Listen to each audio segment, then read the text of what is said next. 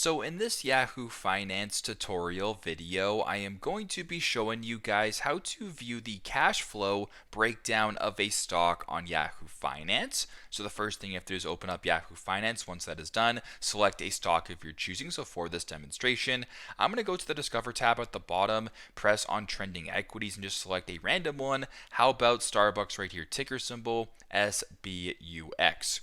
So here's the Starbucks Corporation. If you wanted to view the cash flows for this, it's fairly straightforward. Just scroll down a tiny little bit until you come across Summary, Analysis, and Financials. Press on Financials right here. Then scroll down to where it says View More and press on that.